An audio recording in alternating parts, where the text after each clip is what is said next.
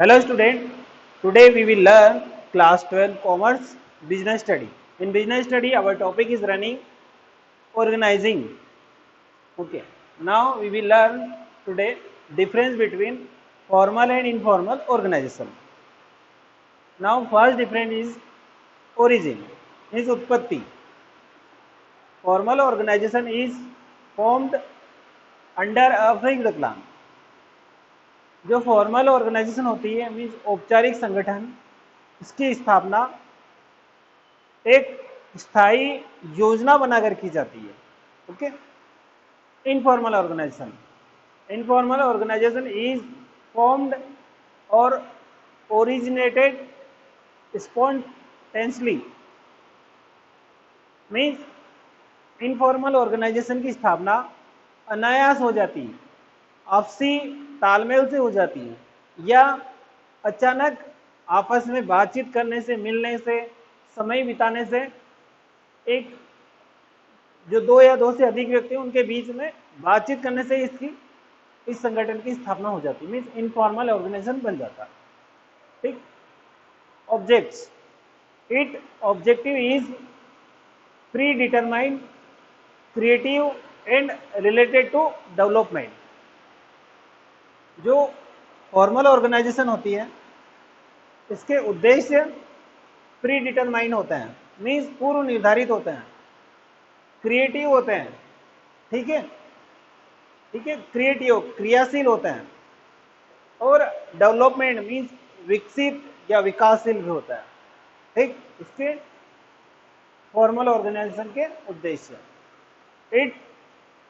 It objective is to provide mental satisfaction और social services.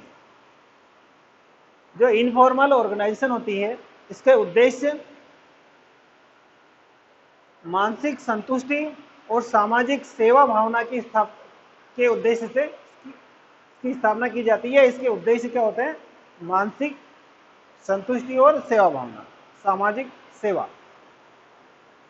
Now size, formal organisation are generally large. जो formal organisation होती है वो सामान्यतः बड़ी होती है. Informal organisation compare to formal organisation are small. ठीक है, फॉर्मल ऑर्गेनाइजेशन से अगर इनफॉर्मल ऑर्गेनाइजेशन का कंपेयर करें तो इनफॉर्मल ऑर्गेनाइजेशन छोटा होता है. ठीक. Stability, formal organisation have stability and have longer life. ये जो इनफॉर्मल ऑर्गेनाइजेशन होती है ये सामान्यतः स्थायी होती है और इसका समय लंबा होता है. Okay. Informal organisation are temporary and for short period. ये अस्थायी होता है, टेम्पररी होता है और शॉर्ट पीरियड के लिए इनफॉर्मल ऑर्गेनाइजेशन की स्थापना की जाती है. Scope of formal organisation is wide. Mean इसमें बहुत सारे स्कोप होते हैं. ठीक है, इसमें फॉर्मल ऑर्गेनाइजेशन में. और informal organisation, scope of informal organisation is very limited. जो इनफॉर्मल ऑर्गेनाइजेशन में स्कोप क्या होते हैं? लिमिटेड होते हैं. Now student, we have completed difference between formal and informal organisation. Okay student, next difference is rules. Formal organization have complete rules which are written.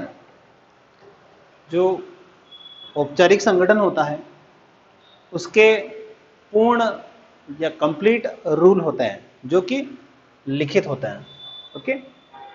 Informal organisation have incomplete rules which are unwritten. ठीक है, जो अनौपचारिक संगठन होता है उनके rules unwritten होता है, मीन्स अलिखित होते हैं और इनकम्प्लीट होता है. ठीक है, पूर्णतः से कंप्लीट नहीं होता है. नेक्स्ट डिफरेंस है needs. For every organisation it is establish form organisation. Okay. यहां पर जो फॉर्मल ऑर्गेनाइजेशन होती है इसकी स्थापना करना जरूरी होता है और बिजनेस के लिए फॉर्मल ऑर्गेनाइजेशन आवश्यक भी है।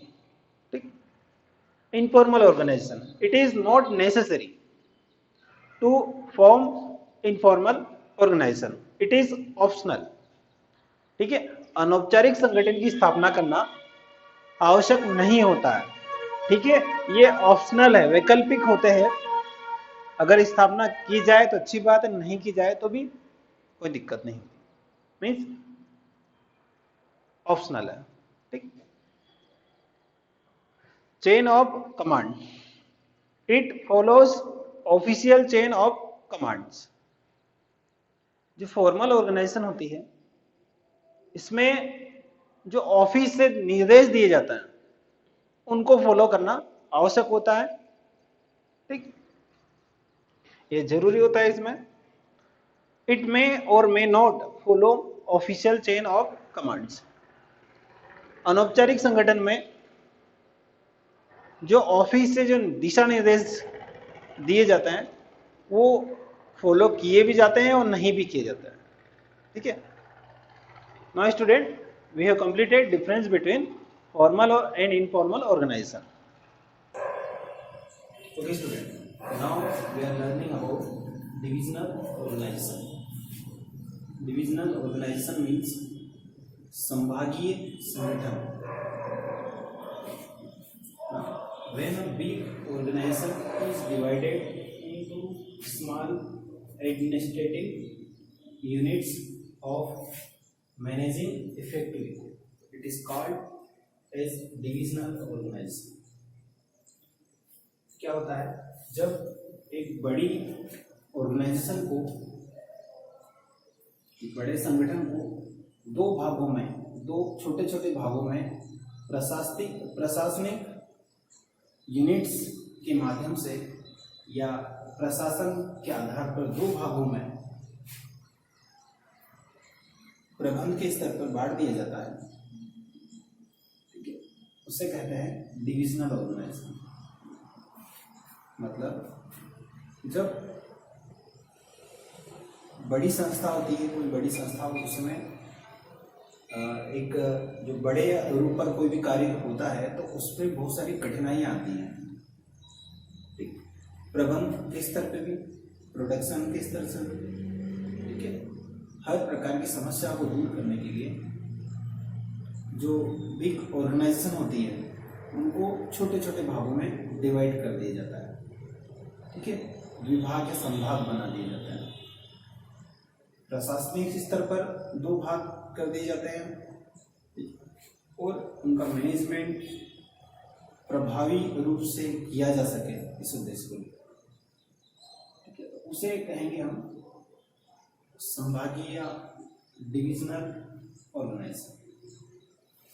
The divisional structure of organisation is grouping of activities or departmental on the basis of product line, area and product। जो डिविजनल ऑर्गेनाइजेशन होती है उनके ग्रुप बनाए जाते हैं या डिपार्टमेंट बनाए जाते हैं। किस आधार पर? प्रोडक्ट लाइन के आधार पर,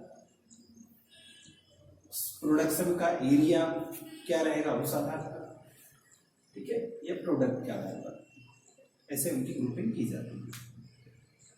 the responsibility for production of each product can be fixed of production manager. जो उत्पादन प्रबंध होता है, उत्पादन का प्रबंधक होता है, उसकी रिस्पॉन्सिबिलिटी फिक्स रहती है हर एक प्रोडक्ट के प्रोडक्शन। ठीक है, आगे दिया, in this type of organisation individual attention is paid on each product line which is helpful in the expansion of product. जो संभागीय प्रोडक्शन होता है या डिविजनल ऑर्गेनाइजेशन होता है, उसमें प्रत्येक व्यक्ति द्वारा अपनी 100% अटेंशन देना होता है, ठीक है, और प्रोडक्ट लाइन के अकॉर्डिंग। इससे क्या होगा, जो प्रोडक्शन का विस्तारण किया जा सके, मीन्स प्रोडक्शन का कार्य बढ़ाया जा सके। हम अपने शब्दों में कह सकते हैं जो डिविजनल ऑर्गेनाइजेशन होती है उससे या उसका गठन जो बड़े ऑर्गेनाइजेशन, बिग ऑर्गेनाइजेशन होती हैं, उनकी कठिनाइयों को दूर करने के लिए किया जाता है। छोटे छोटे भागों में बांटकर उस